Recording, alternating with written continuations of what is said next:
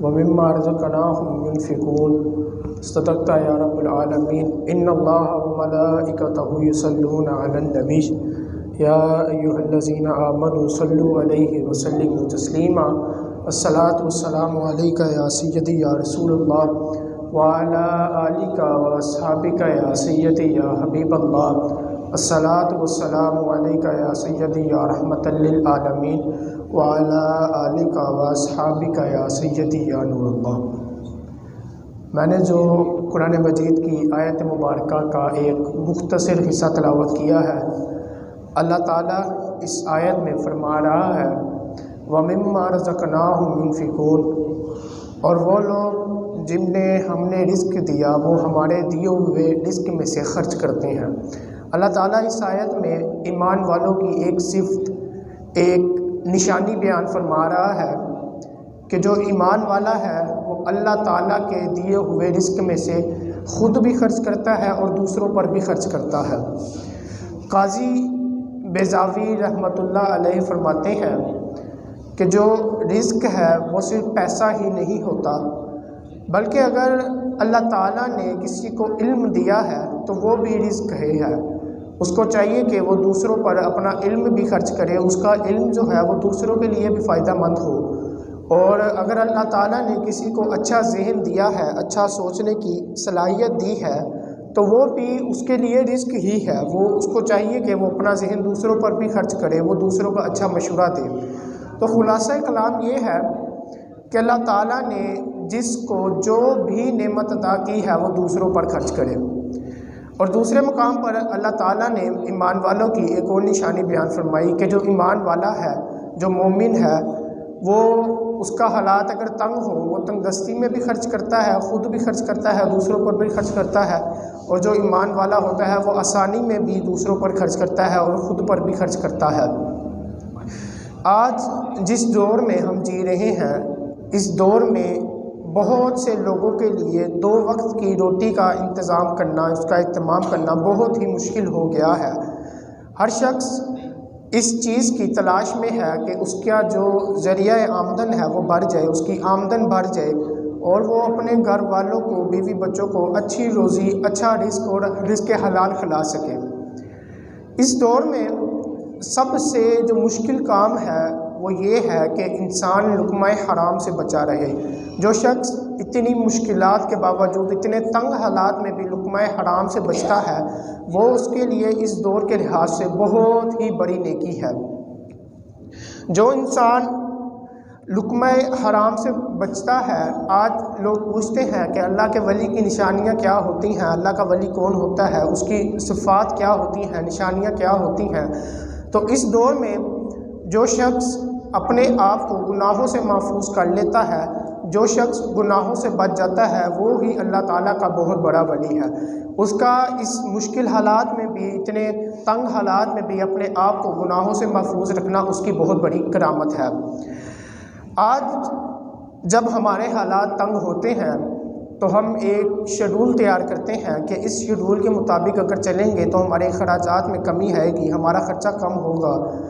تو اب اس شیڈول کو بناتے وقت جو سب سے پہلے جو اس میں چیز ہمارے مائنڈ میں آتی ہے، جو سب سے پہلے پیسے ہمارے مائنڈ میں آتے ہیں، وہ والے پیسے ہوتے ہیں جو اللہ کی راہ میں خرچ ہو رہے ہوتے ہیں۔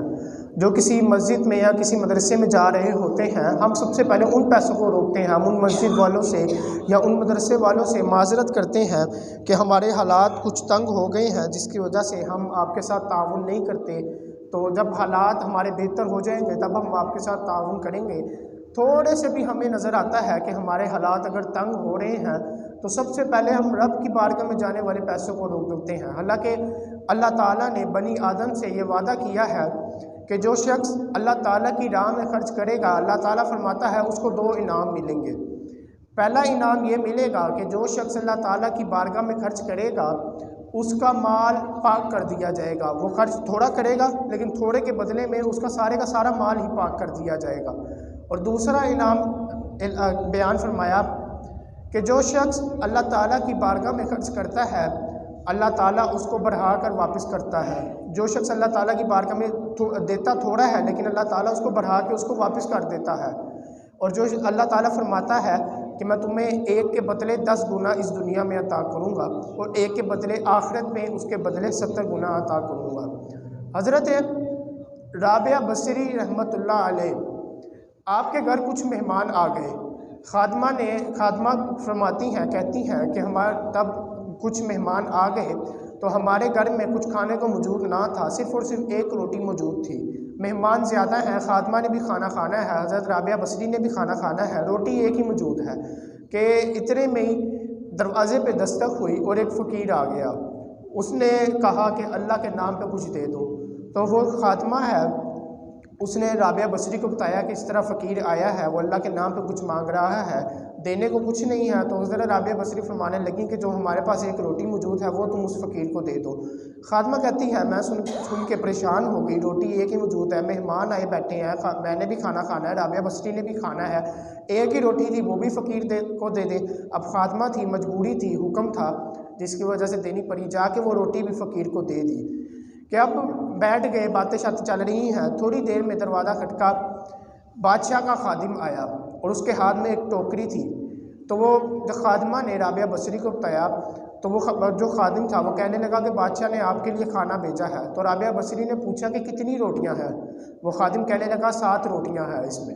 تو حضرت رابعہ بصری فرمانے لگے کہ یہ ہماری نہیں ہے، جاؤ کسی اور کی ہیں، تم غلطی سے ہمارے دروازے پر آ گئے ہو، یہ روٹیاں ہماری نہیں ہیں۔ خادمہ کہتی ہیں میں پھر پریشان ہو گئی، مہمان بھی بیٹھے ہیں، کھانا بھی کھانا ہے، اب چل کے کھانا دروازے پہ آیا ہے، اس کو بھی منع کر دیا ہے، آگے بھیج دیا ہے۔ پھر تھوڑی دیر بعد پھر دروازہ کھٹکا، بادشاہ کا ایک اور خادم آیا، اب وہ اس کے ہاتھ میں بھی ٹوکری تھی، کھانا لے کر آیا تھا۔ حضرت رابعہ بصری نے پوچھا کتنی روٹیاں ہیں اس میں؟ وہ کہنے لگا کہ 8 روٹیاں ہیں۔ رابعہ بصری پھر فرمانے لگی کہ نہیں یہ ہماری نہیں ہے، آگے لے جاؤ۔ خادمہ پھر پریشان، خادمہ کہتی ہیں میں پھر پریشان ہو کے مہمان بیٹھے ہیں، پہلے بھی آئی تھی روٹیاں، پہلے بھی بھیج دی، اب پھر رزق چل کے دروازے پہ آیا، پھر آگے بھیج دیا ہے۔ پھر تھوڑی دیر بعد پھر دروازہ کھٹکا، پھر بادشاہ کا خادم آیا، ہاتھ میں ٹوکری موجود ہے۔ تو رابعہ بصری نے پوچھا آپ کیا لے کے آئے ہو؟ اس نے کہا روٹیاں ہیں، کھانا ہے۔ رابعہ بصری نے پوچھا کتنی روٹیاں لائے ہو؟ تو وہ خادم کہنے لگا کہ اس میں 10 روٹیاں موجود ہیں۔ تو رابعہ بصری کہنے لگی ہاں یہ روٹیاں ہماری ہیں۔ اب روٹیاں اندر رکھی گئی، مہمانوں کو کھلایا گیا، خود بھی کھانا کھایا، خادمہ نے بھی کھایا۔ تب مہمان چلے گئے تو خادمہ رابعہ بصری سے پوچھنے لگی کہ یہ کیا وجہ ہے، آپ نے پہلے والی جو روٹیاں آئیں، پہلے جو کھانا آیا اس کو آگے کیوں بھیج دیا؟ اس کی تعداد کم تھی، کیا اس وجہ سے بھیج دیا؟ آپ کو پتہ تھا کہ دوبارہ آنے والا ہے، آپ نے پہلے والا جو تھا وہ کیوں آگے بھیج دیا تھا؟ تو حضرت رابعہ بصری فرمانے لگی کہ کیا تم نے قرآن نہیں پڑھا؟ اللہ تعالیٰ قرآن میں فرماتا ہے تم میری راہ میں ایک خرچ کرو، میں اس کے بدلے تمہیں 10 گنا عطا کروں گا۔ تو جب میں نے اس فقیر کو ایک روٹی دی ہے، رب کی بارگاہ میں ایک خرچ کیا ہے، تو میں 7، 8 یا 9 روٹیاں کیوں لوں؟ اللہ تعالیٰ کا وعدہ ہے میں تمہیں 10 عطا کروں گا تو میں 10 ہی لوں گی، میں کم روٹیاں کیوں لوں؟ جب ہمارے حالات تنگ ہونے لگتے ہیں تو ہم اللہ کی راہ میں جانے والی جو چیزیں ہوتی ہیں ان کو کم کر دیتے ہیں، اللہ کی راہ میں جو خرچ ہو رہا ہوتا ہے اس کو کم کر دیتے ہیں۔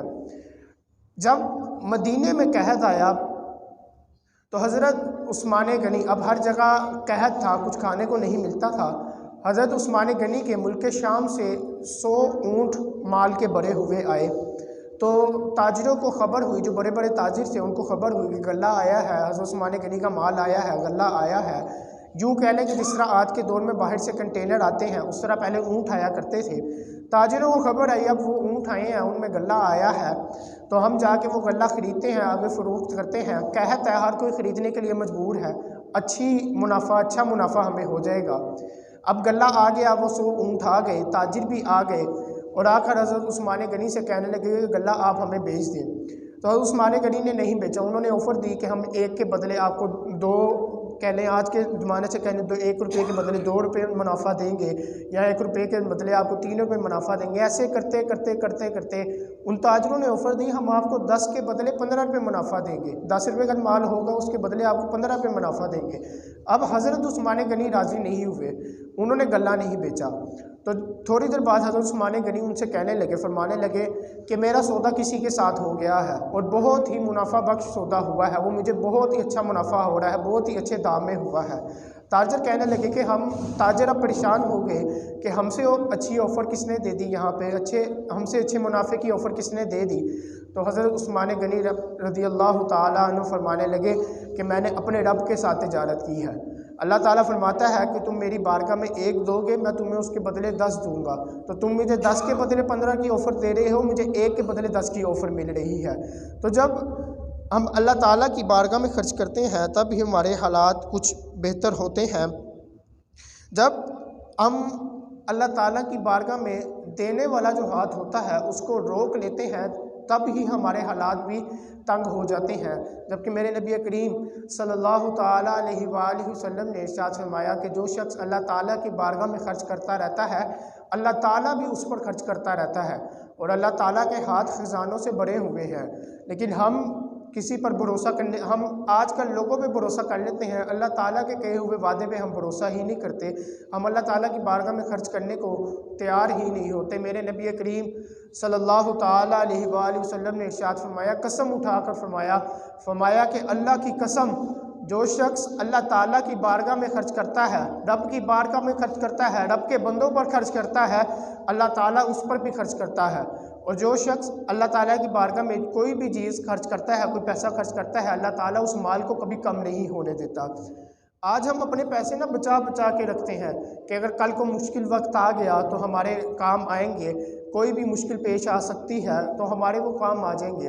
لیکن اگر ہم یہ سوچ کر، یہ دل میں خیال لا کر دوسروں پر خرچ کریں، ان مجبور لوگوں پر جن کو مدد کی ضرورت ہے ان پر خرچ کریں، کہ اگر ہم آج ان پر، اللہ تعالیٰ کے بندوں پر، ایک نبی پاک کے امتی پر خرچ کریں گے تو اللہ تعالیٰ اس کی برکت سے ہمارے اوپر مشکل وقت آنے ہی نہیں دے گا۔ لیکن ہم اس چیز کے لیے تیار ہی نہیں ہیں۔ اور یہ حدیث تو ہم سب نے سنی ہے کہ میرے نبی کریم صلی اللہ تعالیٰ علیہ وآلہ وسلم نے ارشاد فرمایا کہ وہ شخص مومن نہیں جو خود تو پیٹ بھر کے کھانا کھائے اور اس کا پڑوسی بھوکا سو جائے۔ آج ہمیں پتہ ہوتا ہے، پورے محلے کی خبر ہوتی ہے کہ فلاں کے گھر کیا چل رہا ہے، کون آ رہا ہے، کون جا رہا ہے، ہر چیز کی ہمیں خبر ہوتی ہے، لیکن اس چیز کی ہمیں خبر نہیں ہوتی ہمارا ہی پڑوسی بھوکا سو رہا ہوتا ہے، ہمارا ہی پڑوسی، ہمارے آس پاس رہنے والے، ارد گرد والے اتنے لوگ مجبور ہوتے ہیں، پریشان ہوتے ہیں، مدد کی ان کو ضرورت ہوتی ہے، لیکن وہ سفید پوش بھی ہوتے ہیں، وہ کسی سے مدد نہیں مانگتے۔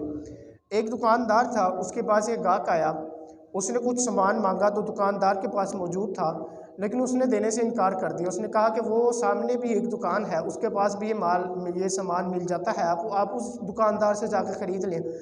تو وہ جو اب گاہک تھا اس کو تو مال چاہیے تھا، کہیں سے بھی مل جائے، اس سے ملے یا اس سے ملے، وہ سامنے والے دکاندار کے پاس چلے گیا اور اس نے وہ سامان، اپنا جو ضرورت کا سامان تھا وہ خریدا۔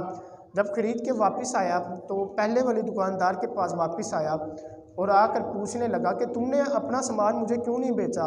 دکاندار تو کوشش کرتے ہیں کسی بھی طرح ہمارا گاہک واپس نہ جائے، لیکن تم نے مجھے خود ہی واپس بھیج دیا، کیوں نہیں اپنا سامان مجھے بیچا؟ تو وہ دکاندار کہنے لگا کہ بات یہ ہے کہ میرا جو آج کا، جتنے میں میرا آج کے دن کا گزارا ہونا ہے، میں نے اتنی کمائی کر لی ہوئی ہے، اور میں دیکھ رہا ہوں وہ جو سامنے والا دکاندار ہے وہ صبح سے خالی بیٹھا ہے، اس کے پاس کوئی گاہک نہیں آیا، اس لیے میں نے تمہیں وہ سامنے والے دکاندار کے پاس بھیج دیا کہ میرا گزارا چل جائے گا تاکہ اس کا بھی گزارا چل جائے۔ تو جب ہم اللہ تعالیٰ کی بارگاہ میں خرچ کرتے ہیں تب بھی ہمارے اوپر خرچ کیا جاتا ہے، تب بھی اللہ تعالیٰ ہم پر خرچ کرتا ہے، جب نہیں کرتے تب ہمارے حالات مزید تنگ ہوئی جاتے ہیں۔ اللہ تعالیٰ کی بارگاہ میں دعا ہے کہ اللہ تعالیٰ اپنے بندوں کی مدد کرنے کی توفیق عطا فرمائے۔ وما علینا الا البلاغ المبین۔